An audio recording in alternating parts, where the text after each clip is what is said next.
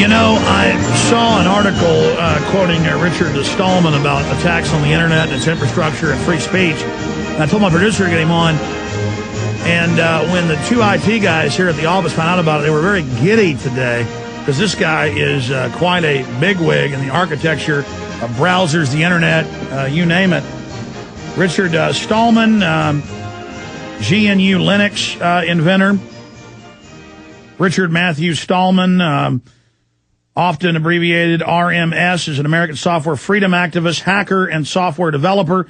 In September '83, he launched the GNU project to create a free Unix-like operating system and has been the project's lead architect and organizer with the launch of the GNU project. He started the free software movement and in October 1985 set up the Free Software Foundation. You know, if I go over his whole bio, we'll never get to him, but this is one of the, you know, I know they say Al Gore invented the internet, even though it was around, 30 years ago.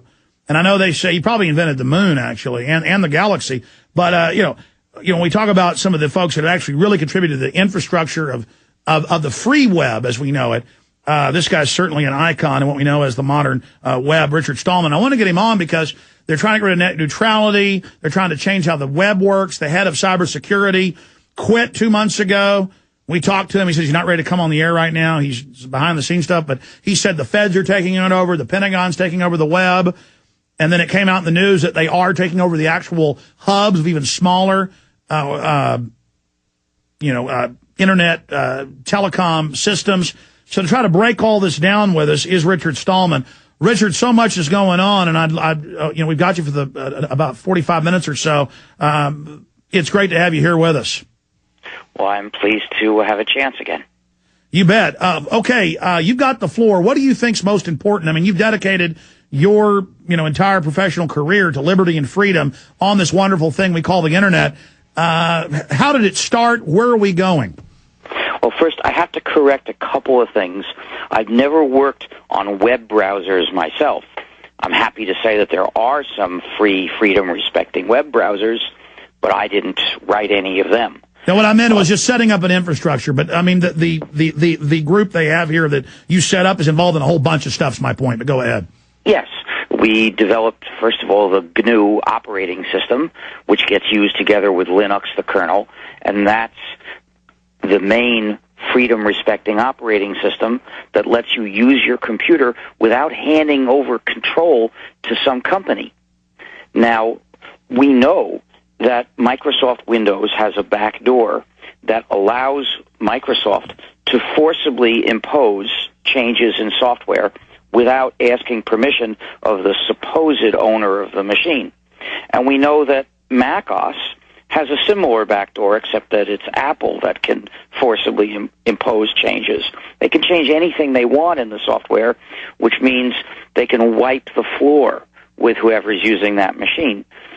So, in effect, these two systems have no security at all against that particular company. And then we see U.S. senators coming out, just a real-life example of this, saying, oh, we'll just make it where if we think you downloaded music illegally or videos, no court, no jury, we'll just, quote, fry your computer. That's where all this remote access comes in. And there's so many things we could talk about. But, I mean, please continue with because I've seen them now trying to move towards making it where everything you have is on a remote server. Your computers, are no longer even really operable by themselves. They just become terminals. Please continue. Well, these are both part of the desire to regain control over what we do with our computers and with the Internet. And these are not the only ways. Of course, they're bad. In fact, a PC today, any PC today, is pretty powerful compared with the machines that people were using 10 years ago. And the disks that they're making today are so big, why would you ever feel you need to store your data someplace other than in your own computer or your own office or your own bedroom? You can't even get the disks nowadays that I used to think were very big 10 years ago. Now they don't make anything that small. So we should resist this tendency, and I think it's a sort of marketing hype phenomenon. and buzzwords are being invented, including the term cloud computing, which is so nebulous that nobody can really tell what it means. It means a different thing depending on who's using it. So it's not really a coherent thing to talk about, and so I won't say anything about it. But storing some data on servers is not necessarily a bad thing when it's part of when you're publishing it. When it's, for instance, something you want to put on a web server so everybody can see it. Well, there's no great harm that's possible there. The worst that anyone could do to it is delete it and turn it off. And you'd know that. Of course, mainly that's likely to happen if somebody with power is mistreating you, but they can always do that. So the point is, there's no particular harm if you want to publish something, from putting it on some server somewhere. But when you don't want to publish it, then the only way to keep it privately is to keep it in your disk. Well, and to use your copy of free software to do your computing.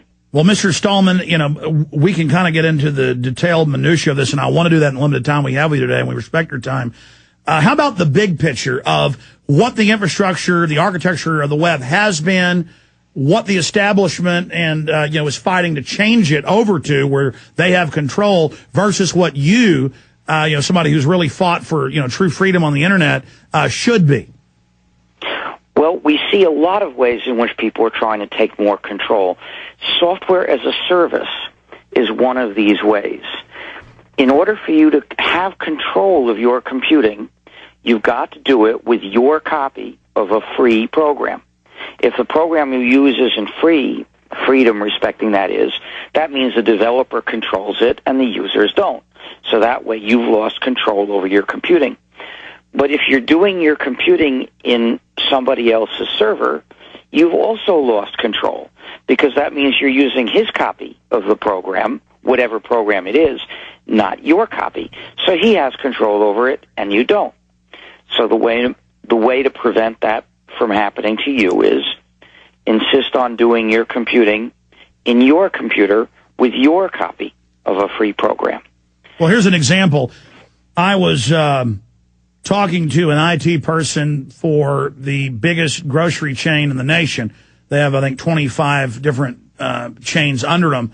He didn't want me to say the name, but he listed and sent me documents of the German company, and then I search engined it and found the German company that's running more than half of the supermarket supply chain systems and warehouse chain systems for the food, and it's all based in Germany. They make you go through their software, through the internet and through satellites, and it breaks down every week or so for just a few hours, and everything comes to a standstill. And then he was telling me about, and I was reading about gas stations. That's why they're always shut down. And McDonald's, suddenly you can't use credit cards half the time when you're there, because it's these softwares that are controlled by a company, and it lets the other companies just have a window in. Do these other big mega corporations realize the amount of power they're turning over? I guess they don't. You see, they're not used to thinking in terms of maintaining control over their own computing.